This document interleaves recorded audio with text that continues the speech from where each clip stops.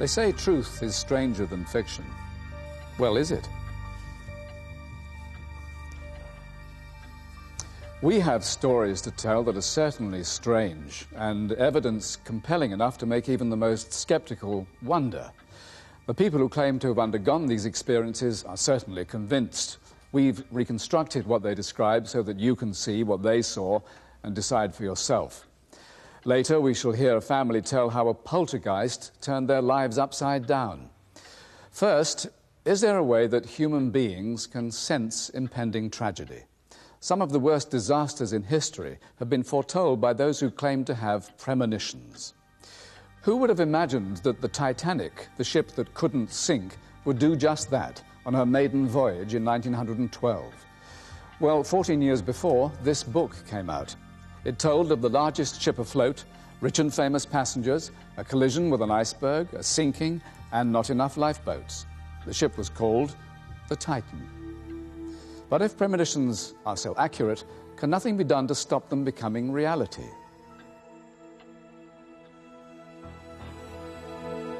Every night, Chris Robinson, an engineer from Bedfordshire, dreams complex, disturbing images.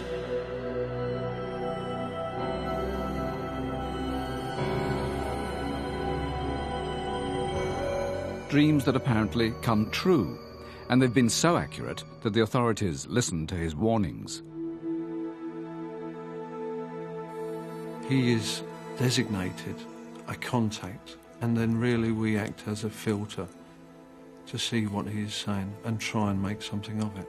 If I'm crazy, they're crazy too, and they're not crazy, so this is really happening. Chris Robinson makes notes of his dreams.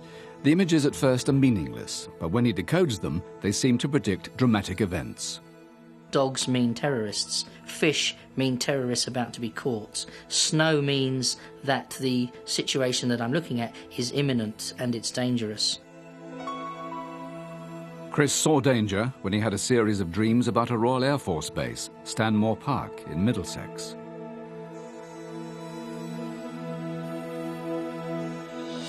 I saw dogs in a graveyard, and I knew that dogs meant terrorists. I saw clocks ticking. There was photographic equipment. There were all these strange symbols. Chris couldn't work out what the photographic equipment meant, but put together the other symbols predicted that terrorists were going to attack the airbase. The logbook there records how Chris phoned the guardroom to warn them of his premonition. They didn't really know what to say to me on the telephone, so I then decided that I wasn't going to mess about anymore. I was going to drive down there and present myself at the main gate. Can't really explain what it feels like to know that something is going to happen that you can't possibly really know in advance. Hello, sir. Hello, my name's Chris Robinson. Look, yes, sir. I phoned up I a was couple of times. I frightened. want to speak to someone. I was nervous, but on the other hand, I knew that if I didn't go there and warn them, there could be a lot of people killed. In the guardroom, Chris Robinson was interviewed by the duty sergeant, Brian Earle. You have to be very careful when this situation arises, because there's hoax bomb calls and such like. And the individual could have been a total madman for all we were concerned. It's always RAF Stanmore when I'm going past. Then I see. The RAF police were naturally suspicious. Who was this man, and why was he making these claims? Well, there's a couple of planes on the ground, static on the ground. Contacted the Chief Inspector at Bedfordshire Police to see if they knew of Chris, and in actual fact they confirmed that he had assisted him through his dreams. Any idea of timescale? Any idea when this might happen? I can't. Some things I can't tell you, Sergeant. I can't tell you. Can't tell you it's going to be 3 o'clock next weekend on a Saturday night. I can't tell you things like that. But it won't be long. I was quite sceptical about this, but as a precaution, we did see to double the guard for a week after his actual visit. Just over a month after Chris Robinson first dreamt about the base, this was the news. 2 people are being questioned by police after a bomb went off at an RAF administration depot at Stanmore in northwest London. I initially felt shock and horror, but after I heard that nobody had been hurt, I felt absolutely delighted because I had been proved right again. There's speculation this morning that the bombers may have entered the base at the back, where the perimeter fence adjoins a churchyard. I'd had the dogs, that meant the terrorists. I'd had the clocks ticking, that meant the bombs. But I'd also had this photographic equipment. And it wasn't until after the explosion that I learnt that the building that was destroyed was a store where the RAF kept their photographic equipment. But was it really such a surprise? Terrorists had attacked 4 military targets in just over a month. Chris Robinson's premonition about Stanmore Park could have been just a lucky guess, or coincidence. What about this vehicle, Mr. Robinson? What about this yellow and green vehicle? It could be just 1 in a billion chances. For instance, plane crashes. Statistics show that there's 1 major plane crash in the world somewhere every 2 weeks.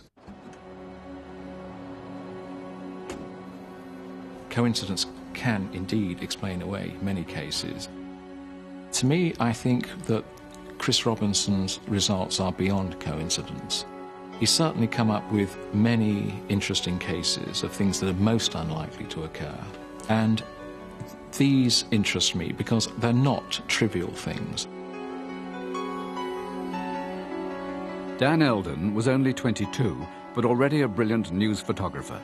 He'd grown up in Africa. Covering the war in Somalia, he was taking pictures of an attack by American helicopter gunships when a Somali mob turned on him and killed him. What wasn't known at the time of his death was that a few weeks earlier, Dan's mother, Kathy, had been warned by Chris Robinson that her son was in grave danger. Chris was very concerned and came over to my house with a dream that he had had about a swarm of bees around my family. She then told me that her son was in Africa, and I said to Kathy, I feel that the problem could be him, so please tell him to be careful. Up to that point, no journalist had been killed, and I believe that Dan, with his streetwise aspect in Africa and the fact that he was friends with so many people, that he would somehow make it through. The images Chris Robinson saw made his fears for the young photographer grow, but he couldn't see enough to prevent what was about to happen. Chris talked with a close friend of mine on the weekend before Dan was killed. He had a number of images that he couldn't make sense of. 4 dead photographers, a seaside place, salt water will damage the lens, F4, rescue me, Kathy. Afterwards, it just makes so much sense. It's frightening. Talking about cameras, telescopic lenses, 4 dead photographers, there were indeed 4 who were killed. Salt water affecting the lens. They were in Mogadishu, which is a seaside town, and Dan, the day before he was killed, was photographing women Marines in bikinis on the beach in Mogadishu. The F4 is the kind of lens that Dan was using. Rescue me, and Kathy. That all makes sense to me. Some would say Chris Robinson's dreams make sense only with hindsight, but the premonition of Dan Eldon's death turned out to be uncannily accurate. Chris didn't need hindsight for his next premonition. He was so sure it would happen, he was there when it did. I'd had a series of dreams about an airfield, and I wondered why this was, because I had no plans to visit an airbase or anything. And in the dreams there was rockets, there was aeroplanes, there was explosions in the sky. What did it all mean this time? Chris called his contact at Bedfordshire Police. He then described seeing these rockets going up in the sky and then colliding, and these crowns coming down. In Chris's next dream, the crowns became parachutes. Suddenly, he knew what was about to happen. All these dreams made me realise that there was going to be a plane crash. But where and when? The following morning, he phoned a friend, national newspaper astrologer Penny Thornton. He'd just heard about an event taking place that day. Chris was very enthusiastic about going to an air show, simply because it somehow confirmed or affirmed to him the imagery of 2 planes crashing and fireworks and the parachutes descending, which he'd had in his dream. I decided to go. I had to go, really. There was nothing else you could do. I mean, I'd seen it all happen in advance, and I had to go there and know whether it was going to be real. Chris immediately set off for Fairford in Gloucestershire. and the world's largest military aviation display, the International Air Tattoo. One of his premonitions was about to become reality in front of his own eyes.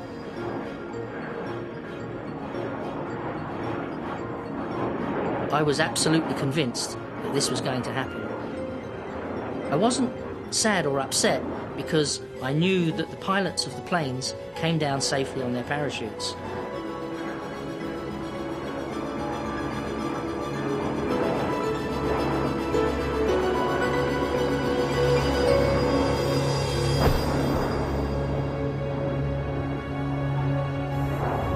The people that were with me said, "My God, you know, nobody can survive that." And I said, "Oh, no, don't worry. In my dream, they come out on their parachutes, there's no problem."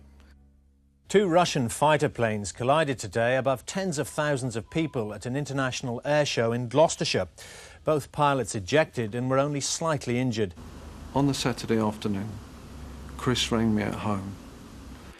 His initial words were, "You'll never guess where I am." I was at the right place at the right time, but how did I know in advance? The pilots didn't.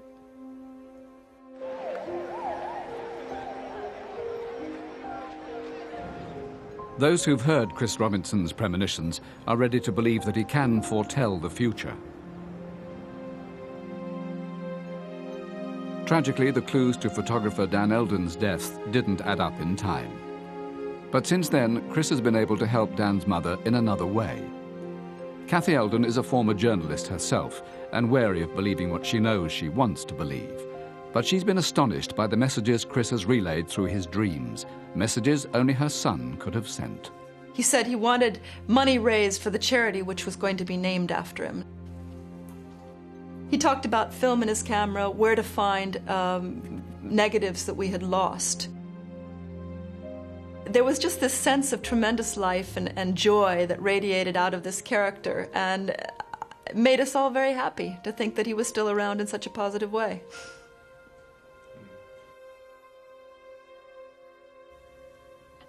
After Dan Eldon's death, those remarkable pictures were gathered together and published as a tribute. And proceeds from the book go to the charity which his mother, Cathy, did set up in his memory. I predict a break now, and then the poltergeist that strikes a family in Wales. Strange, but true.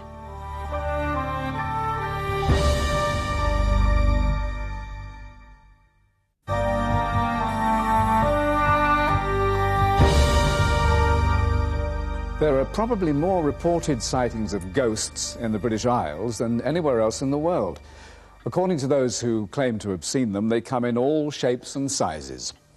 Most of them haunt old buildings, repeating the same action over and over again, trapped in time and oblivious to what surrounds them now.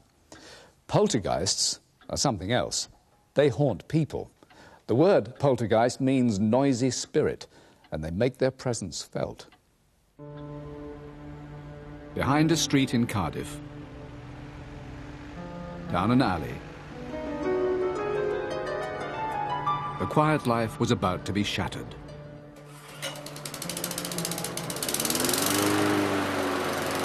We started in this building about 15 years ago, repairing all sorts of grass cutting equipment, and later on we started to sell mowers. John and Pat Matthews, helped by Pat's brother Fred, ran a thriving business here. No real worries, just ordinary, everyday irritations. 2 fellows hanging off of him. And steam coming out of his ears. You know, that must have been one of the closest matches I've ever seen. It's those blasted kids throwing stones. I'll go see to them. Tell them I'll throw them on the roof if they do it again. John went to catch the young vandals red-handed. But there weren't any vandals. The stones seemed to be coming from nowhere. Pathetic, John. Haven't you got any control over them?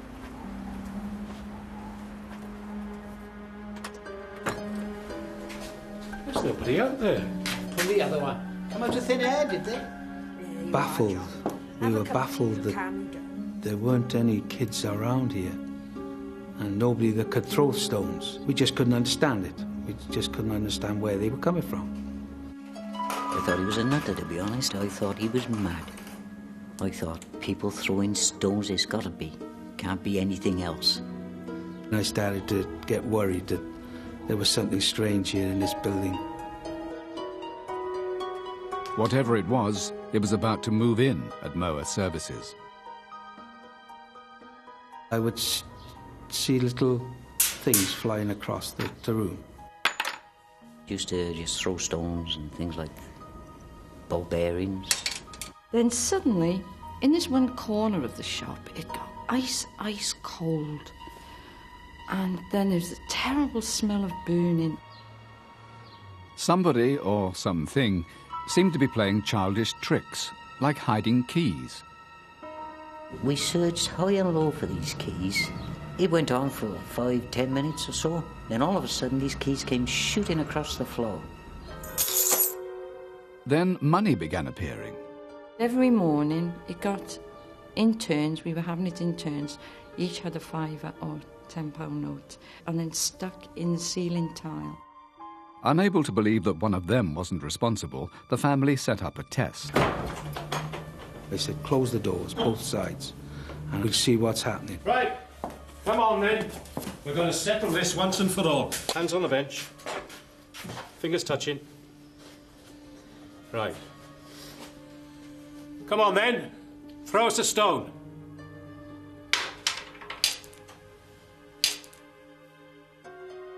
There was no chance of anybody being in that shop except us three. Hang on. If we're going to do this as a proper test, well, I think we should be writing everything down. With that, a pen dropped, and then I started saying things like engine parts. What about a plug? We knew then that it wasn't one of us. We were looking at each other, our hands were still on the bench. We were there 2 hours, and I went home and told my wife I just spent the most fascinating couple of hours in my life. I couldn't believe it. We were never really afraid of it. It became part of the family. We decided that we'd name him, and we called him Pete the Poltergeist. A poltergeist called Pete? Could there be such a thing? And why was it favouring Moa Services with its attentions? The family needed expert help. They called in David Fontana, a university professor with an interest in the paranormal. Most of my visits were unannounced, so they didn't know that I was coming at any particular time. With the element of surprise, the professor would surely get to the bottom of what was really happening. As I entered the workshop, at that very moment, a stone was thrown across the room and bounced off a piece of machinery. And John was sitting there talking to one of the sales representatives, but there was no question that either of them was involved in this. And John looked up at me and said, "There, see what I mean? He's greeting you." I think I was very pleased, actually, because it's so rare for an investigator to be there when things actually happen. That made me take things very much more seriously than perhaps I otherwise would. Professor Fontana was so convinced that he filed reports on what he called the responsive poltergeist. He said it possessed both intent and the rudimentary intelligence necessary to accomplish this intent. And he drew diagrams showing how, when objects were thrown into a corner he called the focus of activity, some force catapulted them back. You don't see the things in midair. You hear them hit the wall and clatter to the ground, you look round and the stone is there, but you don't actually see it in flight. Which, in a sense, rather strengthens the idea that nobody's playing tricks, because if they were, you would see the thing in flight. With Professor Fontana's reports, the case began to attract attention across Wales. I wouldn't like people, to get the wrong idea, and we were afraid if we started advertising about it, we would frighten customers away. But the customers kept coming.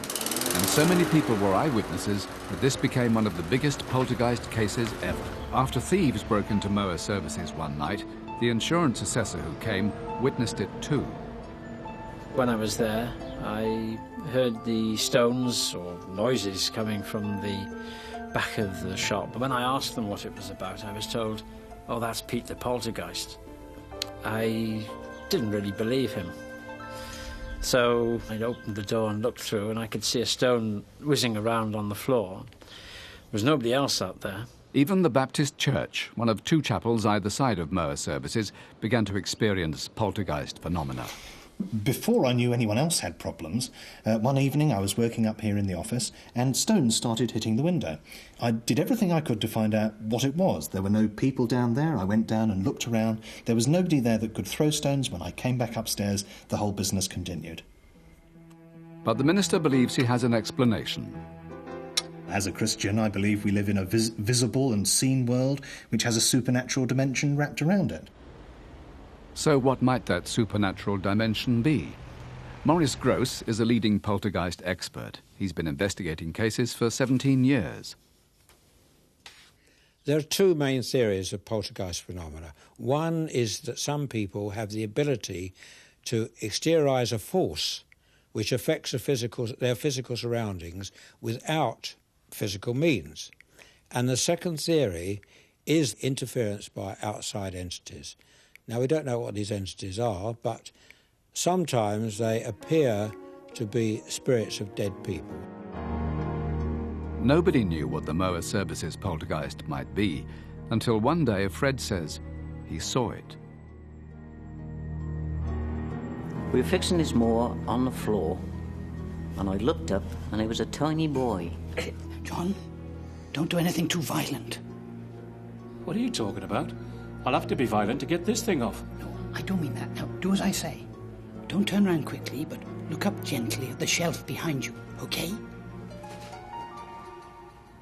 What are you talking about? He was up there, on the shelf. A little boy. It must be Pete. Half a house brick came hurtling down, and we both panicked with amazement. As you can imagine, he was all grey. No face, but the face was there. It's hard to explain. And all you could see was his hand waving. From then on, the poltergeist never left Fred alone. Last year, Moa Services outgrew its old premises and moved to a new industrial estate. Pete the poltergeist didn't follow. He moved in with Fred instead. And there's countless things that happened at home. Pictures turning in the frames, spoons being thrown up the stairs, pound coins. Oh, it's amazing.